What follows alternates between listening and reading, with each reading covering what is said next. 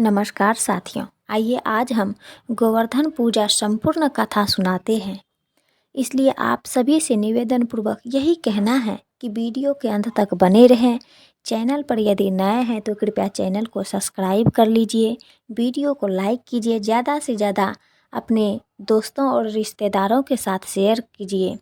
कार्तिक मास के शुक्ल पक्ष की प्रतिपदा तिथि को हर वर्ष गोवर्धन पूजन किया जाता है। गोवर्धन पूजा को अन्नकूट भी कहा जाता है। गोवर्धन पूजा के दौरान अन्नकूट की कथा की जाती है। इस कथा के पाठ से पूजन पूरा माना जाता है। आइए जानते हैं। भगवान श्री कृष्ण बलराम जी के साथ वृंदावन में रहकर अनेकों प्रकार की लीलाएं कर रहे थे। उन्होंने एक दिन देखा कि वहाँ के सभी गोप इंद्र यज्ञ की तैयारी कर रहे हैं। भगवान श्री कृष्ण सबके अंतर्यामी और सर्वज्ञ हैं, वह सब जानते थे।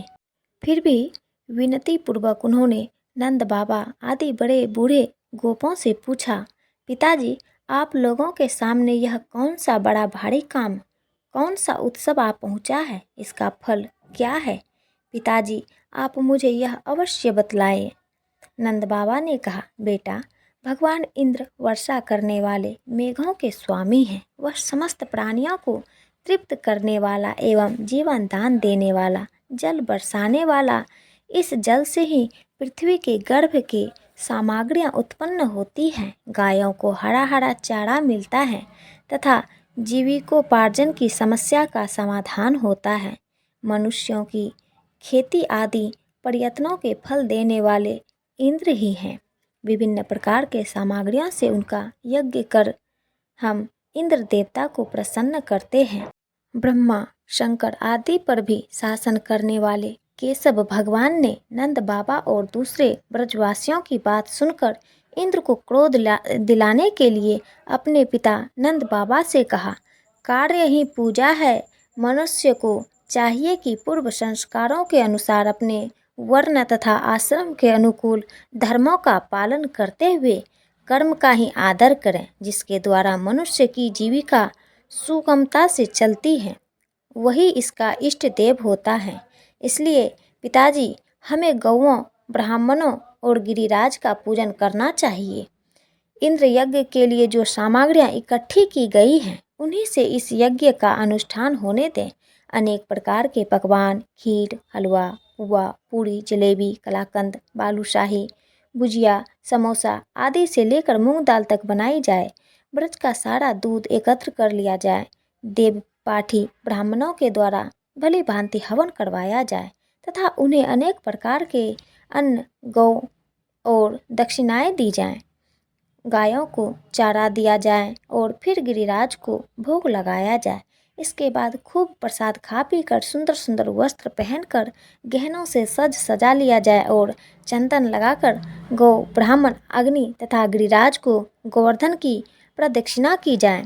पिताजी, मेरी तो यही ही सम्मति है। ऐसा यज्ञ गौ, ब्राह्मण और गिरिराज को तो प्रिय होगा ही, मुझे भी बहुत प्रिय है।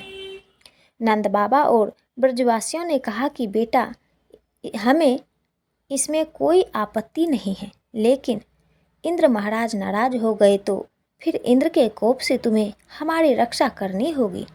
जो कुछ भी हम लोग लगा देंगे वह सब कुछ खाना होगा।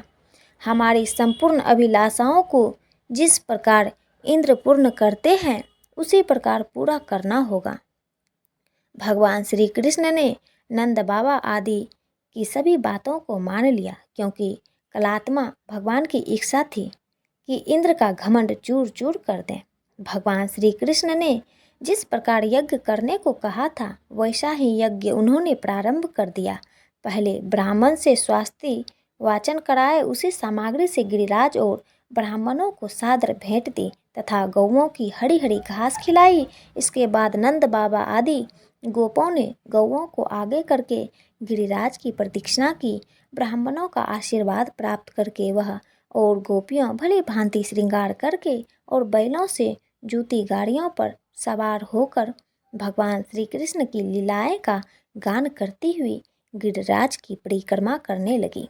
भगवान श्री कृष्ण गोपों को विश्वास दिलाने के लिए गिरिराज के ऊपर एक दूसरा विशाल शरीर धारण करके प्रकट हो गए। तथा मैं गिरिराज हूँ।